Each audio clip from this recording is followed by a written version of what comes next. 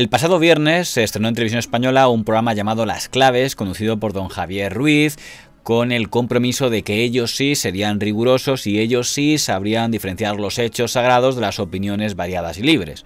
Bienvenidos a Las Claves, un espacio de información, de análisis y de opinión, que pretende respetar estrictamente ese orden, que pretende partir de la información, de los hechos, de los datos, de las cifras, y pretende santificarlos y respetarlos. Los hechos son los que son y no están a debate.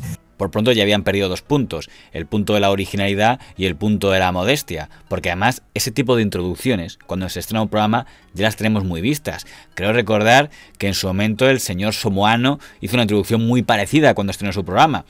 Creo recordar que cuando se estrenó el señor Sá de Buruaga también hizo una introducción muy parecida. Y creo recordar que cuando se estrenó el señor Cintora también hizo una introducción muy parecida. No tengo nada en contra de que un programa se inaugure diciendo que sepan ustedes que nuestros datos van a ser datos rigurosos, que vamos a hablar de hechos súper mega sagrados e hiper contrachequeados y nuestros expertos son expertos de verdad.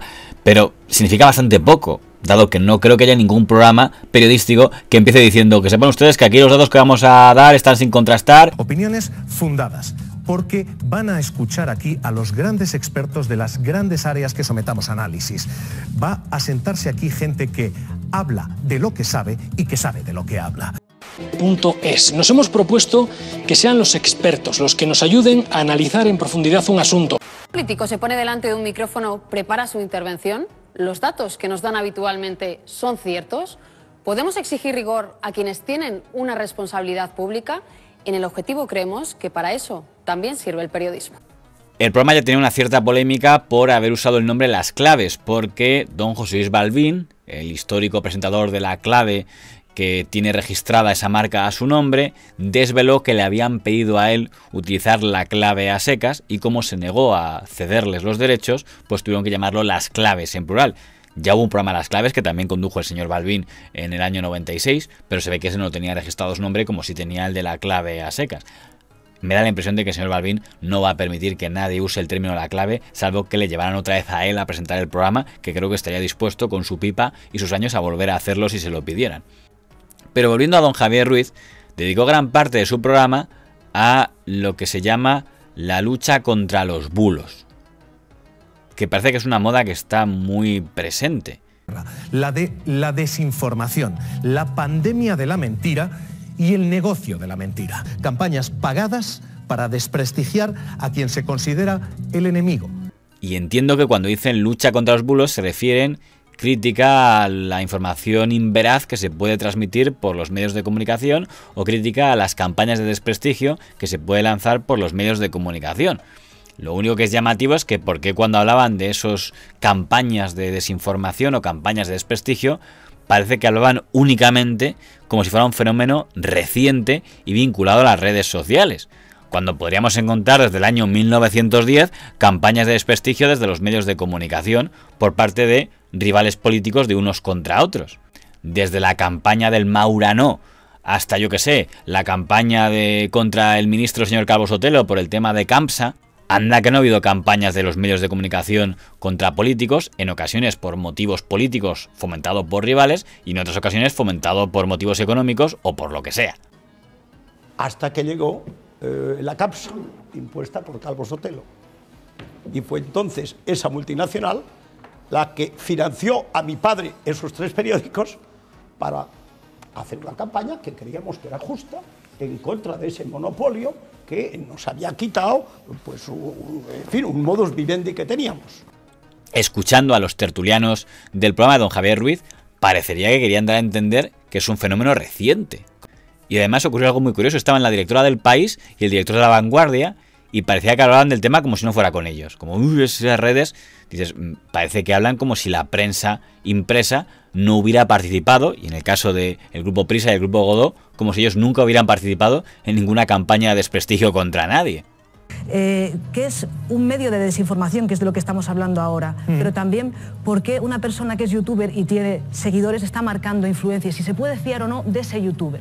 Esa desinformación envenena la convivencia interfiere en procesos electorales, o sea, toca los cimientos del edificio democrático. Pero no habría que actualizar el Código Penal para recoger estas nuevas realidades, repleto de medias verdades, de rumores, de cosas muy sutiles que acaban creando un estado de ánimo. No alcanzo a entender por qué cuando la directora del País habla de que hay medios que intentan crear un estado de opinión a favor de un candidato y en contra de otro candidato cuando hay elecciones, ¿por qué parece hablar como si eso no fuera con ella? Como si el medio al que ella representa no lo hubiera hecho tan bien. Repleto de medias verdades, de rumores, de cosas muy sutiles que acaban creando un estado de ánimo que acaba repercutiendo en la realidad, como vimos en las elecciones en Estados Unidos. Pone el ejemplo de Estados Unidos. Supongo que está pensando en las elecciones del año 2016, donde se reprocha que la candidatura del señor Donald Trump hizo una campaña de desprestigio muy fuerte contra la candidatura de la señora Hillary Clinton. Que es un hecho objetivo que lo hicieron, como también creo que es un hecho objetivo que los enemigos del señor Trump también hicieron una campaña contra él, porque aquí todos juegan a lo mismo, eso es la política. Porque la representante del Grupo Prisa parece hablar como si ellos, en el caso concreto del diario El País, y ya que hablamos de las elecciones de Estados Unidos, si cogemos desde que el país existe, miremos todas y cada una de las campañas de Estados Unidos, cómo ha sido la cobertura de los corresponsales, y cómo ha tratado a los candidatos del Partido Demócrata y cómo ha tratado a los candidatos del Partido Republicano. Primero iban contra el señor Reagan, luego fueron contra el señor Bush padre, luego contra el señor Bush hijo y finalmente contra el señor Trump y mañana contra el siguiente candidato que ponga el Partido Republicano, lo cual entra en la lógica porque es la línea editorial del medio. Pero no entiendo por qué pone entonces como algo raro de hay medios que tratan de crear un estado de opinión en contra. Vosotros siempre intentáis crear un estado de opinión en contra del candidato del Partido Republicano, igual que hay otros medios que por sistema están en contra del Partido Demócrata. Cadena SER. La credibilidad del número uno. Esta puede ser la noche de John Kerry. Comienzan a conocerse aquí los primeros datos que confirman la marea favorable al candidato demócrata. El dato más significativo a esta hora es el de aquí, el de Florida. El escrutinio del voto anticipado le da a Kerry una ventaja de 6 puntos. Gana Kerry, ¿verdad, Iñaki? Creo que sí. El País ha sido el que más ha arriesgado en su titular esta madrugada. Su segunda edición incluso certifica todavía que los primeros resultados dan a Kerry una ligera ventaja sobre Bush. La foto solo Kerry. Nosotros, con cierta socarronería, se ríe de nosotros. Dice, la cadena SER vuelve a dar una primicia, ganan los demócratas. ¿Hemos cantado nosotros victoria de los demócratas en algún momento? No. Porque hace mucho tiempo que los medios de comunicación actúan más bien como abogados. Y su argumento es decir, yo como abogado doy el relato que le interesa a mi cliente y ya habrá otro abogado que diga lo que le interesa al otro cliente. Y al final, como se mezcla un poco todo, y cuando dices bulos, no sé a qué te estás refiriendo. Si estás hablando de cuando un medio hace una campaña obsesiva contra un político, cuando un medio exagera críticas contra un político, o cuando un medio se inventa cosas contra un político. Diría que lo último tiene poca efectividad, porque acaba siendo más un boomerang a favor del político. Como venganza sacó la historia del chalet. No sé si le consta algo de esto, que yo he visto publicado. No sé si salió la historia del chalet. Respecto del chalet solamente le diré, al margen que se ha demostrado que es rotundamente falso, una vez, por aquella época en Navidades, cuando nosotros lo estábamos pasando muy mal, fuimos a Hipercor en Pozuelo porque queríamos, creo que fue en Pozuelo, comprar algo de última hora para mis nietos, y me encontré con una señora a la que no conocía, que me dijo, ¿es usted el señor Bruckfuera? Sí, dice, ¿me permite saludarle? Porque, pues sí, encantó de conocerla, y dice, es que yo soy la dueña de su chalet. Hombre, y me llamó la atención cómo lo dijo. Yo soy la dueña de su chalet, es decir, del chalet que usted le han atribuido, la dueña soy yo. Y no se puede usted imaginar el daño que nos ha producido esa, digamos, esa campaña contra el chalet pretendidamente de usted, ¿verdad? En general, cuando un político es víctima de una campaña de desprestigio, le están echando en cara errores reales que ha cometido, errores exagerados y sesgados y errores inventados. Y el político, al responder, se va a centrar en el inventado porque es el que más puede replicar. Mira, cuando don Felipe González concede la última entrevista como presidente del gobierno a don Luis del Olmo, dice, miren, han llegado a decir que soy propietario de una isla. Era una cosa descabellada. Don Felipe González sabía muy bien que de todo lo que se estaba diciendo en aquel momento, lo que menos daño le hacía era el tema de la isla, porque era un bulo tan burdo que se iba a caer enseguida. Pero él prefiere hablar de eso que de las otras críticas que podía tener en aquel momento, que probablemente eran más molestas de responder. Sigue estando todo su patrimonio en España. Absolutamente todo. Nunca he estado fuera de España ni una gota de mi patrimonio. Es una de las cosas que han intentado, imagínense el esfuerzo que habrán hecho, que han intentado, digamos, descubrir, entre comillas. Incluso he oído en los últimos tiempos algunas maldades, como que tenía una isla por ahí, una cosa absolutamente ridícula.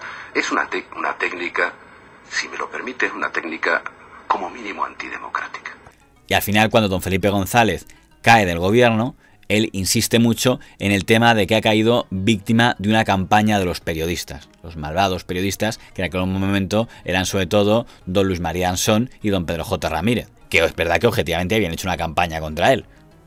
Váyase, señor González.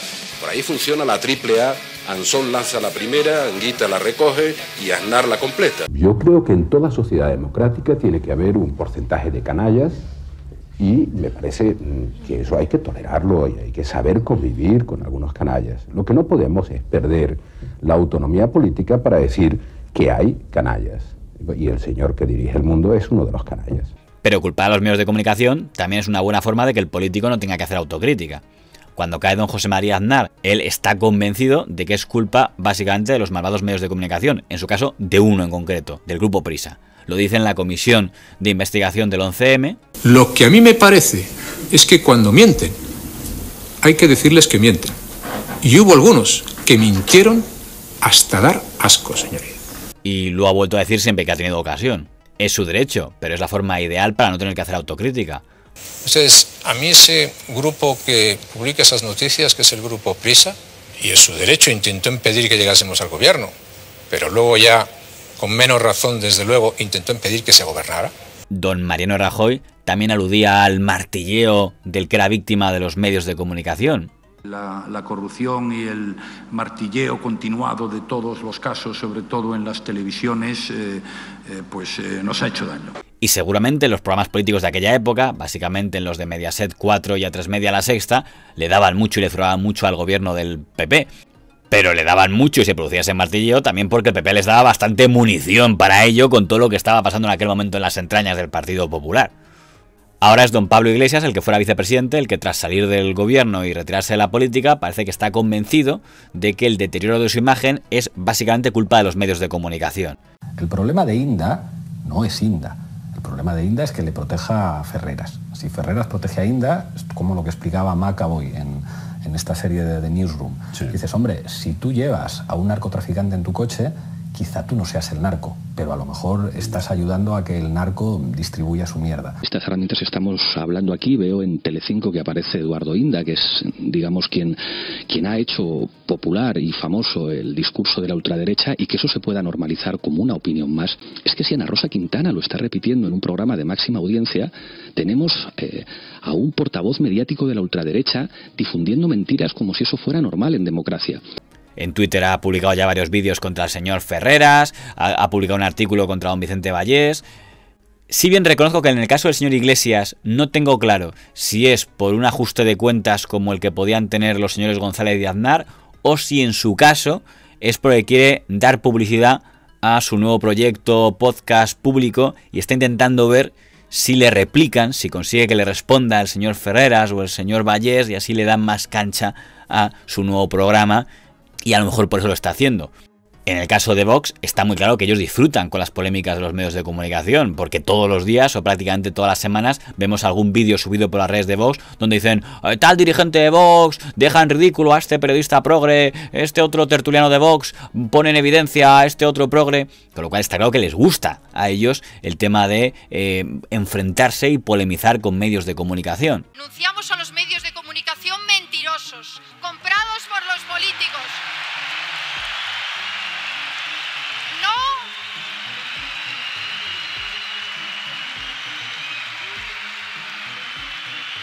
No les necesitamos necesitamos. Os tenemos a todos vosotros para difundir nuestros vídeos, nuestras ideas, y vamos a crear una red, y ya la hemos creado, sin el control y la censura de los Soros, Cebrianes, Planeta, Roures, etc. La historia la escribes tú.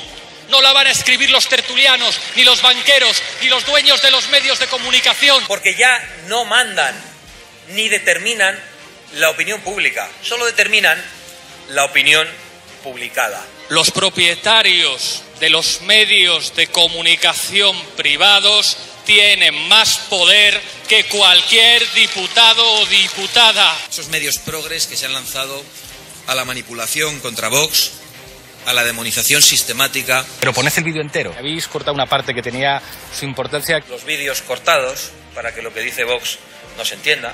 Que puede haber millones de personas que le digan no a los dueños de A3 Media o de Mediaset. Nosotros no compartimos nada de lo que dice La Sexta. Decir, por ejemplo, que los medios de comunicación no son neutrales es algo arriesgado. El derecho a la información se produce a pesar de ustedes. Periodistas que pueden tener su opinión y que nos pueden atacar a nosotros. Pero hemos sido fundamentalmente atacados por los medios del sistema, por los medios menos libres. El debate es interesante, pero yo recomendaría reducir el victimismo y sobre todo no presentar como original un debate que ya es bastante viejo.